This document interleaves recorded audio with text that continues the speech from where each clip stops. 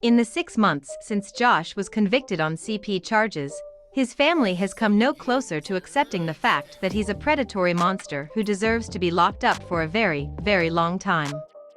If anything, it seems that Josh's loved ones are more convinced of his innocence than ever before. We have new evidence of the Duggars' delusion this week, thanks to letters that the family submitted to the court ahead of Josh's sentencing hearing, which is scheduled for May 25th. One of the most shockingly out-of-touch appeals comes to us from none other than Josh's mother. In a lengthy letter to the judge, Michelle Duggar wrote that she hopes a fair and just sentence is determined. We feel the same way, but our definition of fair and just is probably very different from Michelle's. Joshua has a tender heart and he is compassionate toward others, the Duggar matriarch wrote. If someone is having a difficult time, he is one of the first to encourage or try to help them in a tangible way. He and his wife and children have helped many others by doing cleaning and repair projects and lending a helping hand. From there, Michelle continued to completely miss the point, making no mention of Josh's crimes and instead boasting about how good he is with money. Joshua has always been a positive and upbeat person, she wrote. He is wise financially, saving money for the future and purposing not to go into debt. He is a good provider for his family, working diligently and thinking of creative ways to support and take care of his wife and children. He is also generous and shares his resources with others in need.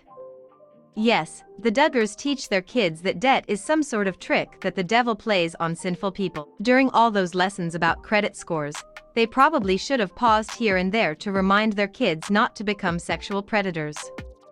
Michelle went on to inform the judge that Josh is an organized and diligent individual who has set a good example of applying himself eagerly to his work and in many other responsibilities that he carries as a husband and father.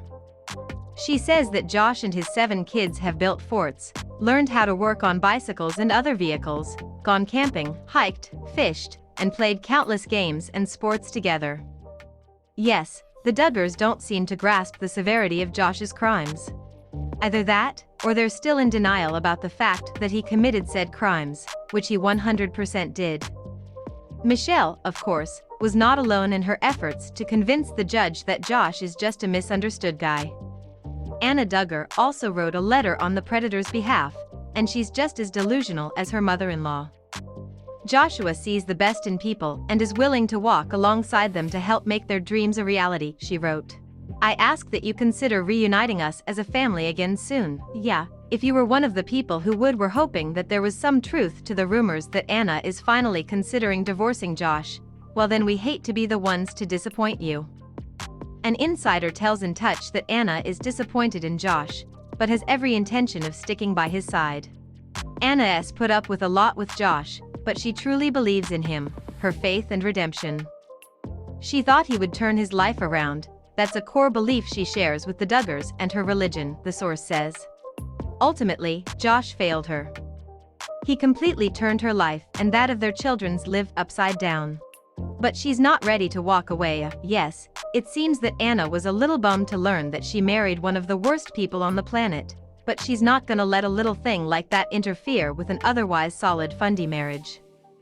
Amazingly, she hasn't thrown in the towel, not yet anyway, the source adds. Anna is not a quitter, she never wanted to give up on Josh, but she's been tested to the limit. Hope the news that Josh is still surrounded by naive enablers will convince the judge to give him an even longer sentence.